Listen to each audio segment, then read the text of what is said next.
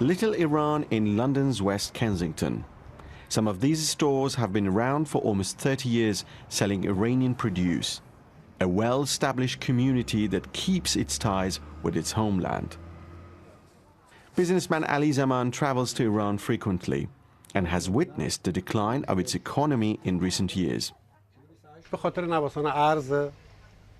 Iran's economy is in tatters because of the fall of its currency and its political isolation from the rest of the world. When I returned there last month, I found the cost of my taxi ride had doubled since last year. It is not just taxi fares. All the basic staples have been hit with huge price hikes. The official inflation rate is more than 30%, while it is estimated the Iranian economy will carry on shrinking this year. It's a toxic mix for Iran's economy. The government is removing subsidies for food and energy. This triggered inflation. To help, people receive cash handouts.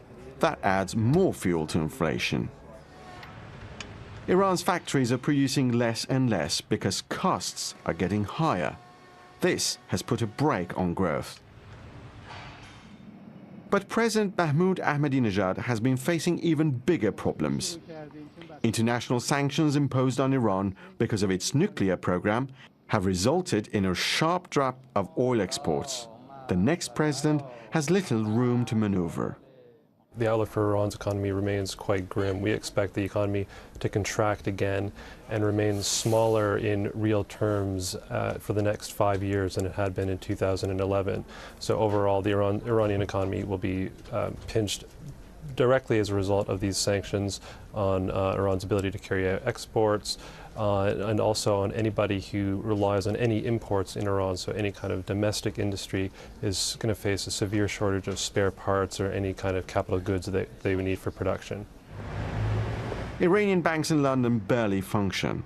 They are on blacklists by the US and the European Union that ban them from trade. A fresh set of sanctions is now targeting the rial itself. The value of the Iranian currency is going down dramatically. 1 year ago, 15,000 rials would buy $1. Now you need twice as many rials to buy that same dollar, and the value of the Iranian currency is going only one direction, down. The devaluation of the rial has made life difficult for Iranian students in London. Mariam had to drop plans for a degree because her family couldn't pay the tuition fees. Everyone is complaining about the situation. What they do is they forget about some of the things they would buy in the past, and they just stick to their basic needs, and they give up lots of other things. And actually, I think at the moment people are just surviving. They are not living their lives. For people like Ali, business is good here, but they fear it will only get tougher for their friends and families back in Iran.